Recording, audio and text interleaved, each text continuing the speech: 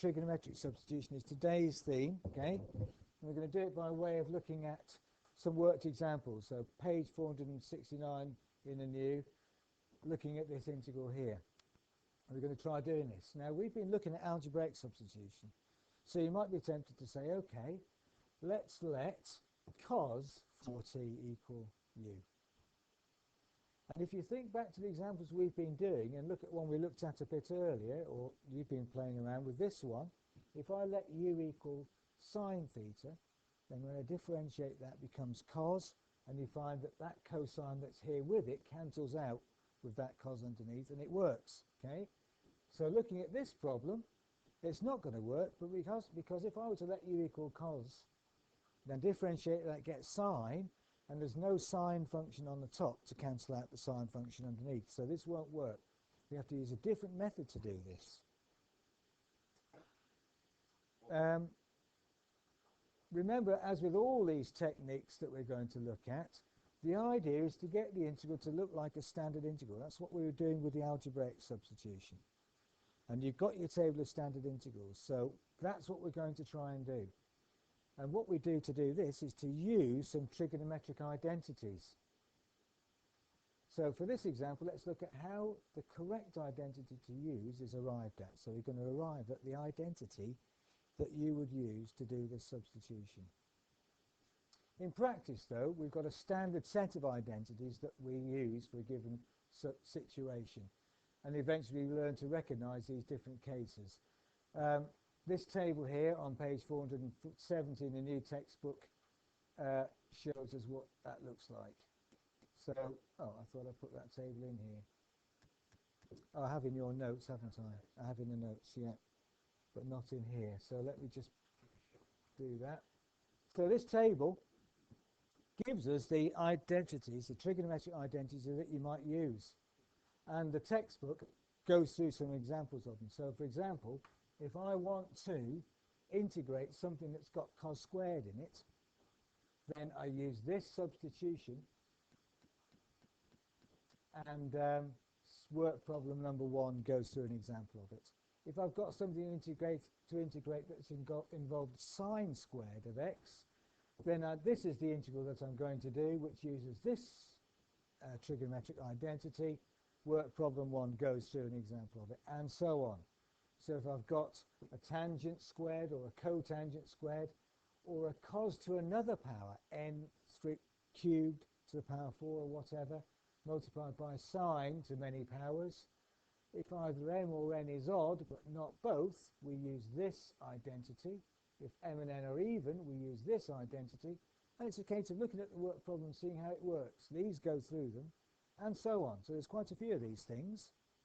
And in an exam situation, you'd have access to this. So all you've got to do is find the right identity to use.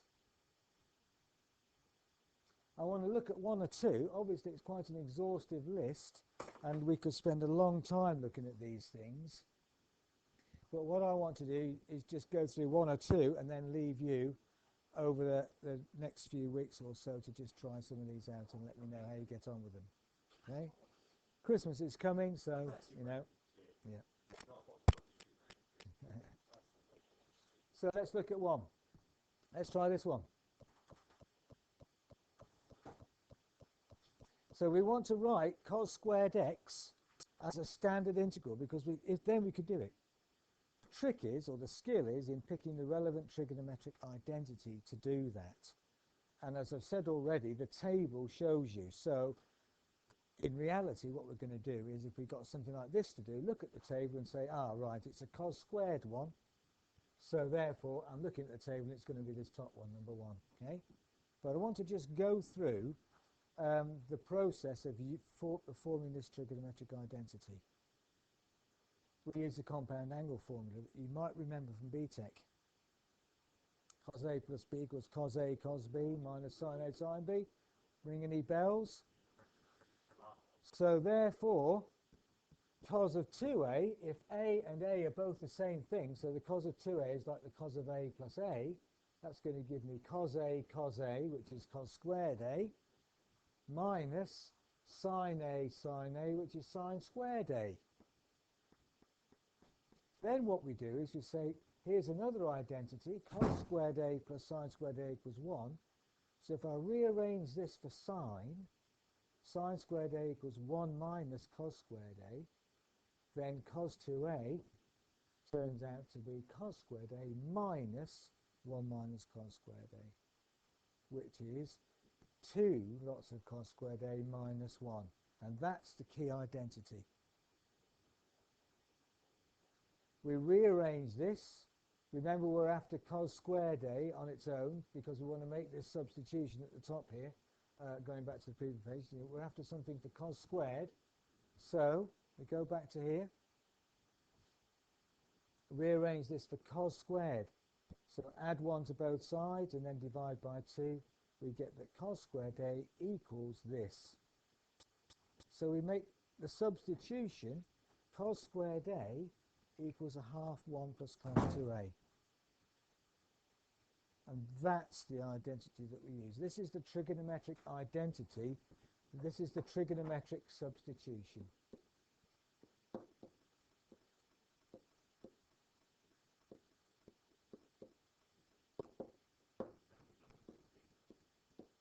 No, we didn't do this, but we looked at the we looked at the compound angle formula. I think I might have said at the time that you can use these sorts of things in calculus, which is now we're doing. Okay, so that's the trigonometric substitution we use.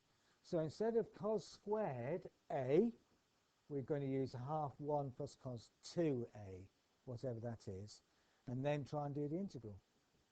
So here's our original integral between 0 and pi by 4 of 2 cos squared 4t. And now we make the substitution.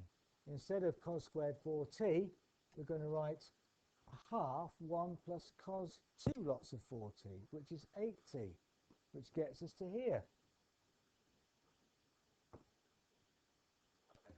So now tidying up this line here, we can see that 2 times a half is 1, so it's just 1 plus cos 8t, and etc. Because now it's an easy integral to do. That's a standard integral of cos of 8t. And if I'm going to integrate, I just integrate each part separately. So what would we do next with this one? I'll insert a blank page. You might want to just turn to the back of the, or do it underneath if you've got room, or on another piece of paper. Let's carry on with this integral. So what have we got? Integral between 0 and pi by 4, 1 plus cos 8t. Integral between 0 and pi by 4, 1 plus cos 8t with respect to t.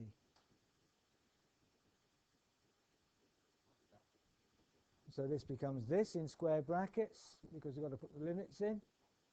Integral of 1 is just t, and the integral of cos 8t is sine 8t over 8. And now we put the limits in. Remember working in radians, so make sure you calculate it in radians. So this is going to equal pi over 4 plus sine pi over 4 over 8 minus 0 plus sine 0 over 8. Anybody tell me what the sine of 0 is? Right, good. Sine of 0 is 0, so this in fact is gone. This is just 0. So all we've got to do is work out this first curly bracket, and that will give us the answer. So answer 0.87. What does that 0.87 tell us? Remind me. What is the whole point of integrating something? It's the area under the curve, correct. So if we've got the curve cos squared 4t, and I plotted that, I found the area under that curve between 0 and pi by 4. So now have a look at some of the other work problems and then try the exercises that follows. So look at these, look at this table, and you can see, as I was saying, if I want to see an example of how this substitution works, look at work problem number 2. Okay? If I want to see an example of how the tan squared substitution works, look at work problem number 3, and so on. So look through some of the work problems, see what they've done, and then try the exercise.